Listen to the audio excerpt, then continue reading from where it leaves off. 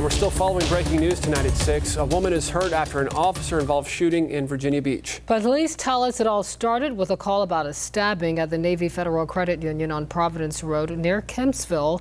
The shooting happened not far away near Kempsville and Princess Anne Roads. 13 News Now has team coverage of the story tonight. We start with reporter Chanu Her at the scene of the shooting.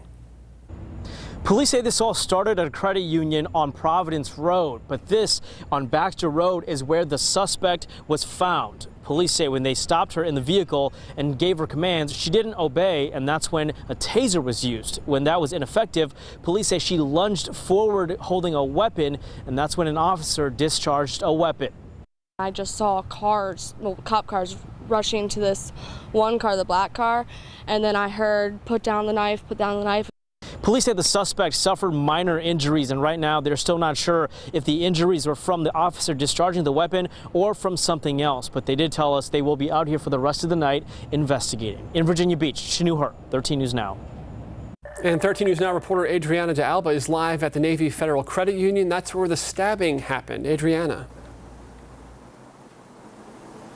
And right now, there are no police present at the scene, and all evening long, customers have been showing up here to the credit union, but they're being turned away by this sign. It says unscheduled closing due to unforeseen circumstances. Now, here's what we know. That suspect came inside of the credit union, stabbed a teller, and then left. We don't know at what point or why she did it, but we'll continue working to confirm what the motive was, if they knew each other. And we'll bring that to you later on in the newscast. Live in Virginia Beach, Adriana de Alba, 13 News Now. Stay with 13 News Now for updates on this breaking news story all evening long. We will have new information on air, online, and on the 13 News Now app. Right now, the owner of a martial arts academy in Newport News is behind bars, charged with several sex crimes. Jeremy Armstead owns Extreme Dragons Black Belt Academy. As 13 News Now reporter Nico Clemens tells us, authorities say his victims were students there.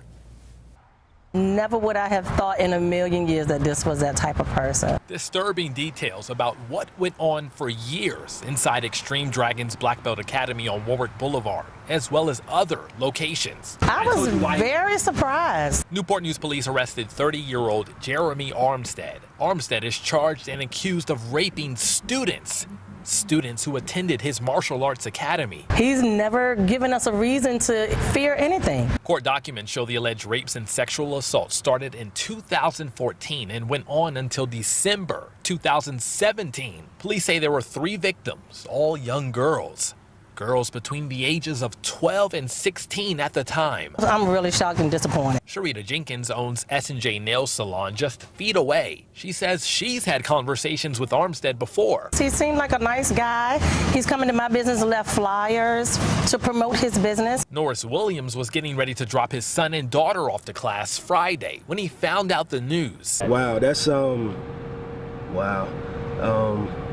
that's a no-go. During one incident in 2017, 2 of the girls, ages 14 and 15 at the time, tell detectives Armstead took them to the back room and tied them down. According to court documents, Armstead said if they tried to help each other, he would hurt them. My heart goes out to them. He needs prayer, but the parents need prayer because this is their children. We entrust our children and people, and then you're paying for it. And Armstead was arraigned in juvenile court.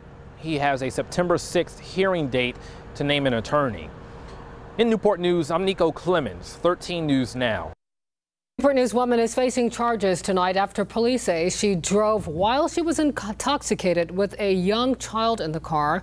Police say they arrested Sheila Bynum after a crash at Oyster Point Road and Jefferson Avenue.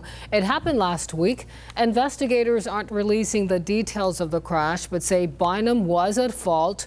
We're told her 3-year-old granddaughter was in the car when this happened. Bynum is charged with DUI and child abuse.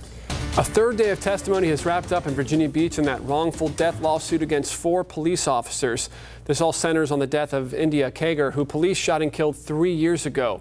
They were trying to take her child's father, Angelo Perry, into custody at the time.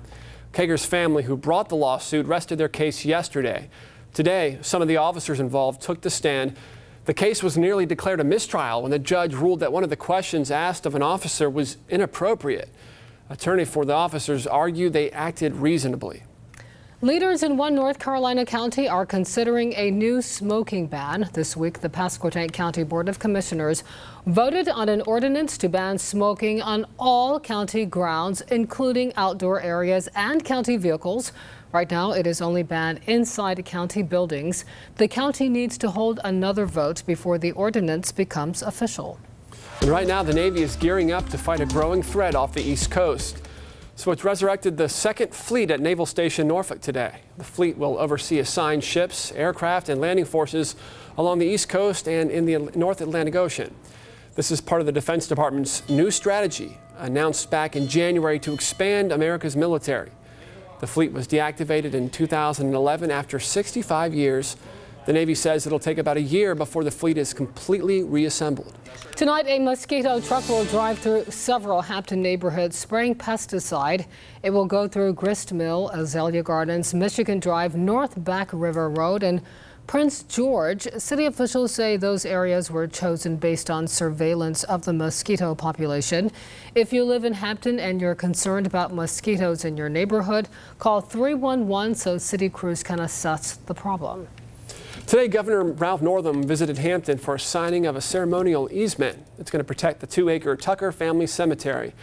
An ancestor of the Tucker family is believed to be the first African who was born in North America. The ceremony is one of many events happening today and tomorrow to mark when the first Africans arrived in English North America. And the governor will be in Hampton Roads tomorrow, too. He's headed to Norfolk. He's going to throw out the first pitch at the Norfolk Tides game. Now, this is the final stop on the governor's Summer of Baseball tour. Governor Northam went on a mission to throw out the first pitch for every one of Virginia's minor league teams this season. He's going to be at Harbor Park tomorrow at 7 in the evening. The game against the Durham Bulls starts a few moments after that.